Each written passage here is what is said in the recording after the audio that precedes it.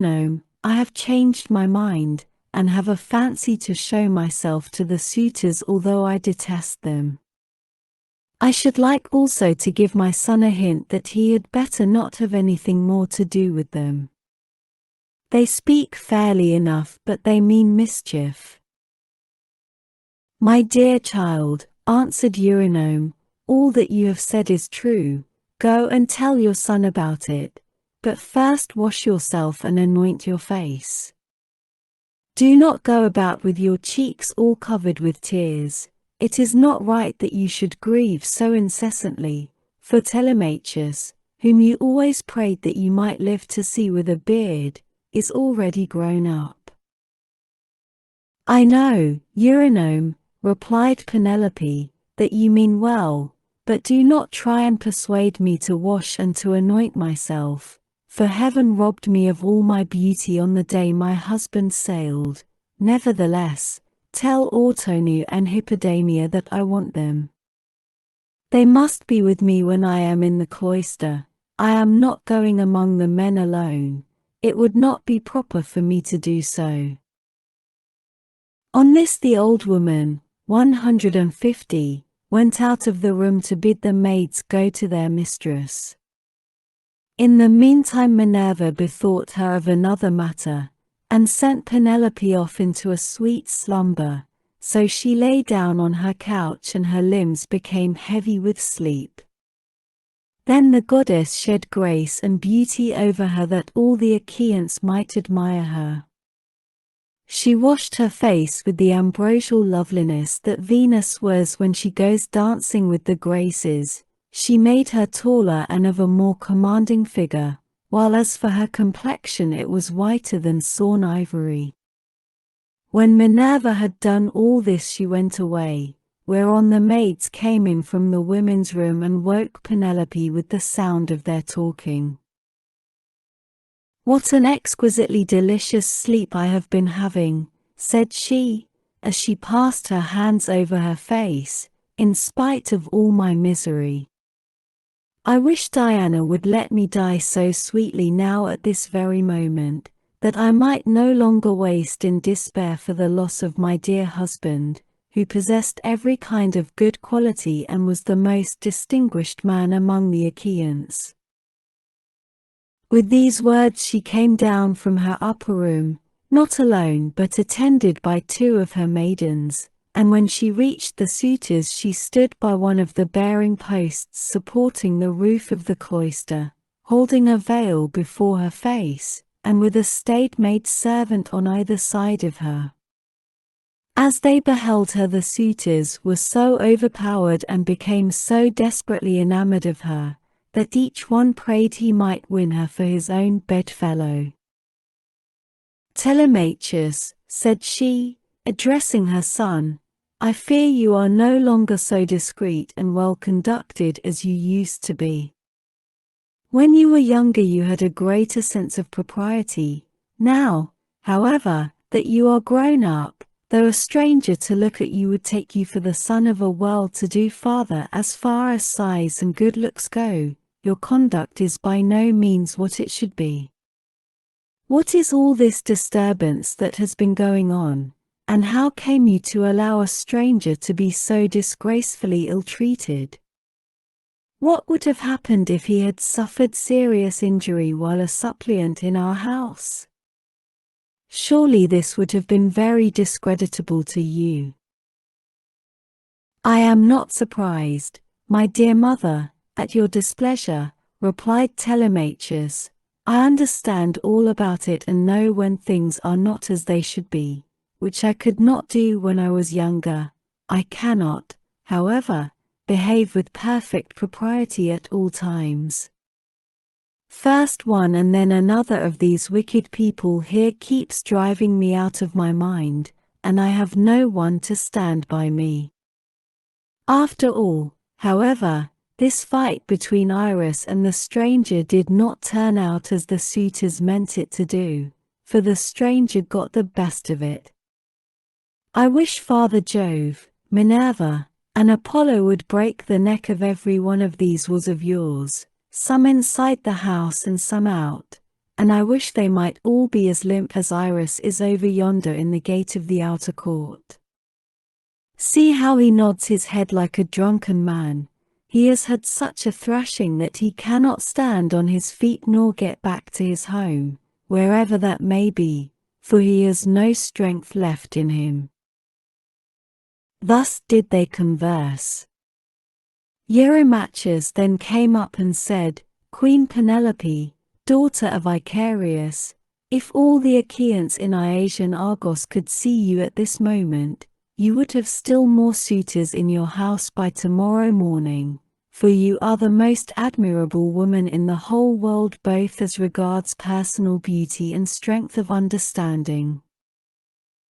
To this Penelope replied, "Eurymachus, heaven robbed me of all my beauty, whether of face or figure, when the Argives set sail for Troy and my dear husband with them. If he were to return and look after my affairs, I should both be more respected and show a better presence to the world. As it is, I am oppressed with care, and with the afflictions which heaven has seen fit to heap upon me. My husband foresaw it all, and when he was leaving home he took my right wrist in his hand. 'Wife,' he said, 'we shall not all of us come safe home from Troy, for the Trojans fight well both with bow and spear. They are excellent also at fighting from chariots, and nothing decides the issue of a fight sooner than this. I know not, therefore, whether heaven will send me back to you, or whether I may not fall over there at Troy. In the meantime do you look after things here. Take care of my father and mother as at present, and even more so during my absence. But when you see our son growing a beard, then marry whom you will, and leave this your present home.' This is what he said, and now it is all coming true. A night will come when I shall have to yield myself to a marriage which I detest, for Jove has taken from me all hope of happiness. This further grief, moreover, cuts me to the very heart. You suitors are not wooing me after the custom of my country. When men are courting a woman who they think will be a good wife to them and who is of noble birth, and when they are each trying to win her for himself, they usually bring oxen and sheep to feast the friends of the lady, and they make her magnificent presents, instead of eating up other people's property without paying for it." This was what she said, and Ulysses was glad when he heard her trying to get presents out of the suitors, and flattering them with fair words which he knew she did not mean. Then Antinous said, "Queen Penelope, daughter of Icarius, take as many presents as you please from any one who will give them to you. It is not well to refuse a present, but we will not go about our business nor stir from where we are, till you have married the best man among us, whoever he may be." The others applauded what Antinous had said, and each one sent his servant to bring his present.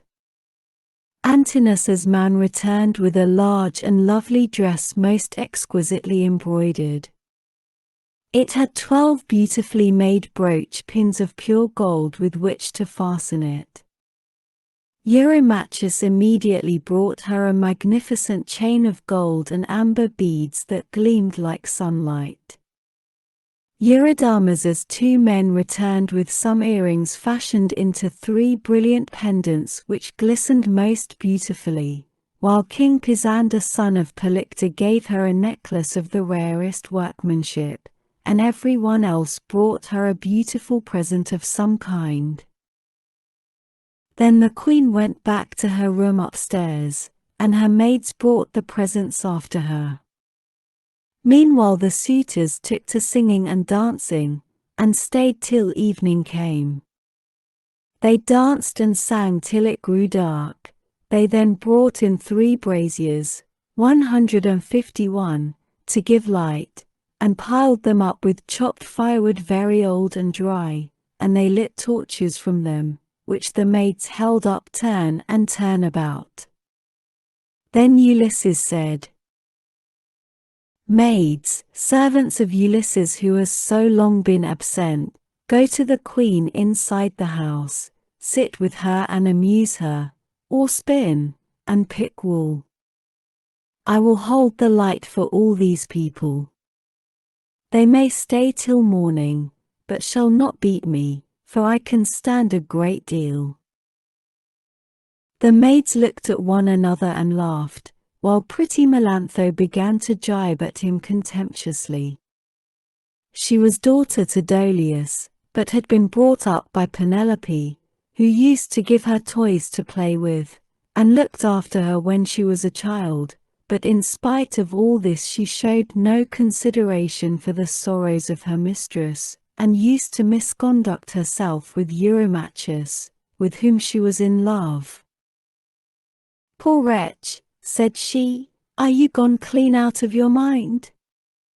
Go and sleep in some smithy, or place of public gossips, instead of chattering here. Are you not ashamed of opening your mouth before your betters, so many of them too? Has the wine been getting into your head, or do you always babble in this way? You seem to have lost your wits because you beat the tramp Iris. Take care that a better man than he does not come and cudgel you about the head till he pack you bleeding out of the house." "Vixen," replied Ulysses, scowling at her, "I will go and tell Telemachus what you have been saying, and he will have you torn limb from limb." With these words he scared the women, and they went off into the body of the house. They trembled all over, for they thought he would do as he said. But Ulysses took his stand near the burning braziers, holding up torches and looking at the people, brooding the while on things that should surely come to pass. But Minerva would not let the suitors for one moment cease their insolence, for she wanted Ulysses to become even more bitter against them. She therefore set Eurymachus son of Polybus on to gibe at him, which made the others laugh. "Listen to me," said he, "you suitors of Queen Penelope, that I may speak even as I am minded. It is not for nothing that this man has come to the house of Ulysses. I believe the light has not been coming from the torches, but from his own head, for his hair is all gone, every bit of it." Then turning to Ulysses he said, "Stranger, will you work as a servant, if I send you to the wolds and see that you are well paid? Can you build a stone fence, or plant trees? I will have you fed all the year round, and will find you in shoes and clothing. Will you go, then? Not you, for you have got into bad ways, and do not want to work. You had rather fill your belly by going round the country begging."